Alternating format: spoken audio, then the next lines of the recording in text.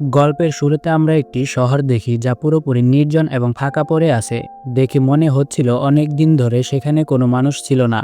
তারপর আমরা দেখি একটি বড় দোকান, যার ভেতরে একটি বোর্ডে অনেক মানুষের মিসিং সংক্রান্ত নোটিশ লাগানো ছিল। সেখানে দোকানের ভেতরে একটি ছোট্ট বাচ্চাকে দৌড়াতে দেখা যায়, আর তার বড় বোন রিগেন এসে তাকে চুপচাপ থাকতে বলে। দোকানের অন্য পাশে তাদের মা অ্যালভিন অসুস্থ ছেলেকে খুব সতর্কভাবে ওষুধ খাওয়াচ্ছিলেন। এদিকে ব্লু মাটিতে চক দিয়ে এরোপ্লেনের ছবি আঁকছিল এবং হাতে ইশারা করে প্লেন উড়ানোর ভঙ্গি করছিল। এরপর সে আলমারির পাশে চলে যায়। সেখানে অনেক খেলনা রাখা ছিল, আর উপরে একটি প্লেনও রাখা ছিল। কিন্তু শেষে প্লেনটা হাত থেকে ছুটে নিচে পড়ে যায়। তবে রিগ্যান মাটিতে পড়ার আগে সেটা ধরে ফেলে। ঠিক তখনই তাদের বাবা ভেতরে আসেন, আর রিগ্যান প্লেনটা রেখে বাবার কাছে চলে যায়। তাদের বাবার নাম ছিল লি। সেখানে লি তাকে অনেকগুলো টুলস আর রেডিও সিগন্যাল যুক্ত করার জন্য একটি ডিভাইস দেখায়। এরপরই অ্যালভিন মার্কাসকে নিয়ে আসে এবং ইশারা করে সবাইকে বাড়ি ফেরার কথা বলে, কারণ অল্প সময়ের মধ্যেই অন্ধকার নেমে আসবে। কিন্তু ঠিক তখনই ছোট ছেলে সেই প্লেনটাকে তুলে আনে। দেখে সবাই ভয় পেয়ে যায়। তখন লি তাকে বোঝায় এবং প্লেনের ব্যাটারি খুলে আলাদা করে দেয়। তারপর সবাইকে বাড়ি ফিরে যেতে বলা হয়। কিন্তু রিগ্যান অজান্তেই ভুল করে তার ভাইকে প্লেনটা খেলার জন্য দিয়ে দেয়। এরপর সবাই দোকান থেকে বেরিয়ে আসে, কিন্তু বের হওয়ার সময় সেই ছোট্ট ছেলে ব্যাটারিটি তুলে নেয় এবং পরে সেটা প্লেনে লাগায়। সবাই নীরবে শহর ছেড়ে তাদের বাড়ির দিকে যাচ্ছিল। আমরা দেখতে পাই তারা রাস্তার উপর বালি ছড়িয়ে রেখেছে, যাতে হাঁটার সময় শব্দ না হয়। তারা হাঁটতে হাঁটতে জঙ্গলের ভেতরে ঢোকে। সেখানে ছোট ছেলে সবার পেছনে হাঁটছিল। ঠিক তখনই সে প্লেনের ব্যাটারি লাগিয়ে চালু করে দেয়। প্লেন থেকে শব্দ বের হতে থাকে। শব্দ শুনে লি, অ্যালভিন আর মার্কাস খুব ভয় পেয়ে যায়। এখানে অবশেষে বোঝা যায় যে লিগ্যান আসলে শুনতে পায় না। লি প্রাণপণে দৌড়ে গিয়ে ছেলেকে বাঁচানোর চেষ্টা করে, কিন্তু হঠাৎ জঙ্গলের অন্য দিক থেকে ভয়ঙ্কর আর ভীতিকর এক এলিয়েন শব্দ শুনতে পায় এবং ছুটে এসে তার উপর ঝাঁপিয়ে পড়ে। শেষমেশ সে ছোট্ট ছেলেটিকে মেরে ফেলে। এটা দেখে সবাই স্তব্ধ হয়ে যায়, আর অ্যালভিন শোকে কান্নায় ভেঙে পড়ে। এরপর আমরা এই ঘটনার প্রায় 400 দিন পরের সময় দেখি। তখন পুরনো পৃথিবীতে খুব অল্প কিছু মানুষ বেঁচে আছে। তাদের মধ্যে লি ও তার পরিবারও আছে। তারা এলিয়েনদের থেকে বাঁচতে গোপনে জীবনযাপন করছিল। নিজেদের চারপাশে তারা ক্যামেরা বসিয়ে রেখেছিল নজরদারির জন্য। তাদের বোর্ডে লেখা ছিল এলিয়েনরা দেখতে পায় না, কিন্তু তারা ক্ষুদ্র থেকে ক্ষুদ্র শব্দও দূর থেকে শুনতে পায় এবং সেই শব্দের উৎসের উপর ভিত্তি করে আক্রমণ করে তাকে শিকার বানায়। লি তার এলাকায় 3টি এলিয়েন থাকার কথাও নোট করে রেখেছিল। তারপর তাকে ঘরে দেখা যায়, যেখানে সে রেডিওর মাধ্যমে অন্য কারো সাথে যোগাযোগ করার চেষ্টা করছিল। লি বারবার বিভিন্ন জায়গায় সিগন্যাল পাঠানোর চেষ্টা করে, কিন্তু তার সিগন্যাল কারো সাথে কানেক্ট হয় না। এদিকে আমরা জানতে পারি অ্যালভিন প্রেগনেন্ট এবং শিগগিরই তার ডেলিভারির সময় আসতে চলেছে।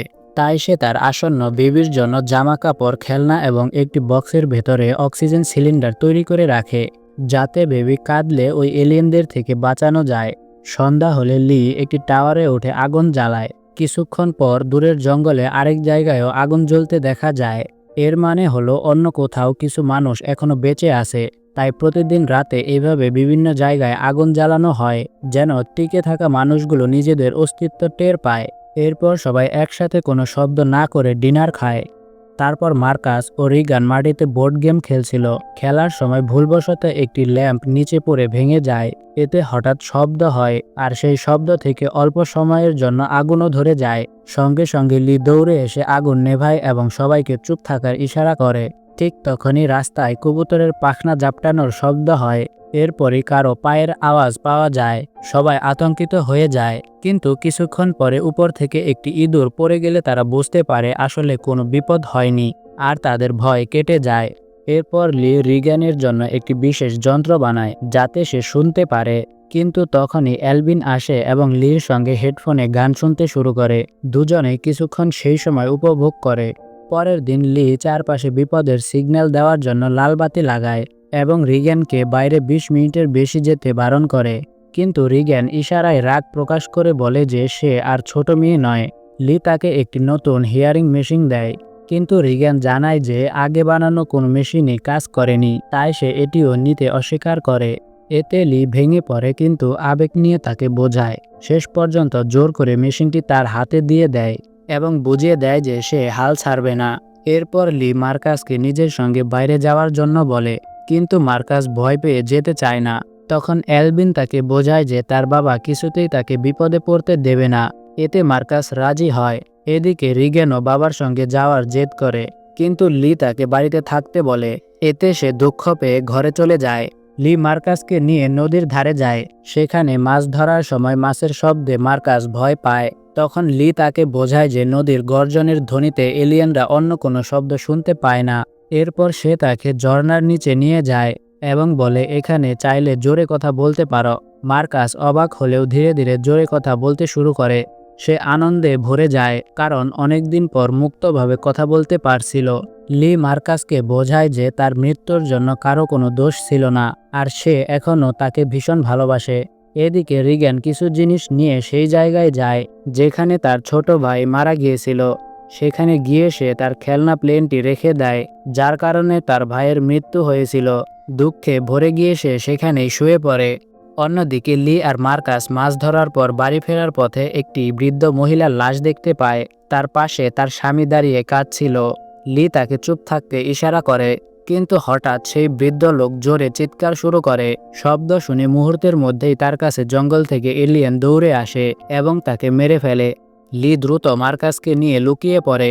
এদিকে এলভিনের ডেলিভারির সময় এসে যায়। সে দ্রুত বেসমেন্টে নামতে থাকে, কিন্তু সিঁড়ি দিয়ে নামার সময় তার পায়ে একটি প্যারাক গেঁথে যায়। ব্যথায় তার হাত থেকে ফটো অ্যালবাম পড়ে ভেঙে যায় এবং অনেক শব্দ হয়।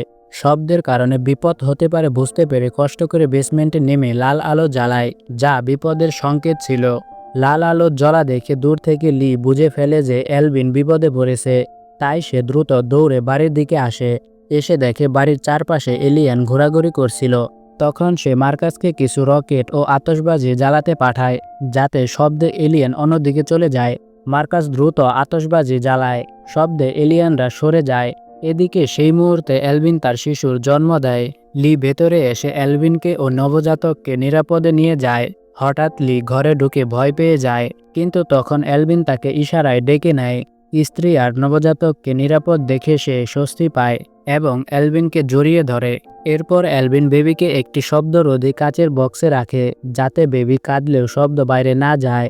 এদিকে রিগেন আতশবাজির আলো দেখে বাড়ির দিকে দৌড় দেয়। অন্যদিকে আতশবাজি ফুরিয়ে যাওয়ার পর মার্কাস ভয় পেতে থাকে এবং দৌড়ে লুকাতে গিয়ে তার টর্চ ফেলে দেয়।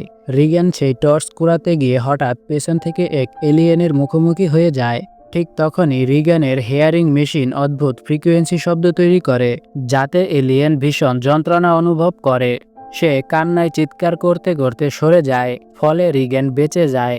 ওদিকে এলভিন নবজাতককে বুকে টেনে নিয়ে চুপ থাকতে ইশারা করে, আর লি বেসমেন্ট থেকে বেরিয়ে এসে পরিবারের খোঁজ নিতে থাকে। মার্কাস আর রিগেন এরপর একটি টাওয়ারে উঠে আগুন জ্বালায়, কিন্তু তার কিছুক্ষণের মধ্যেই বড় বিপদ নেমে আসে। অন্যদিকে বেসমেন্টে পানি ঢুকতে শুরু করছিল, যার কারণে এলভিন ঘুম থেকে জেগে ওঠে। হঠাৎ সে পানির ভেতরে নাড়াচাড়া দেখতে পায়।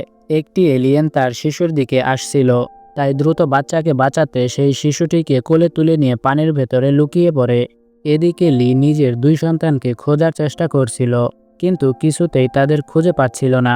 তখন মার্কাস আর রিগান টাওয়ারে ছিল।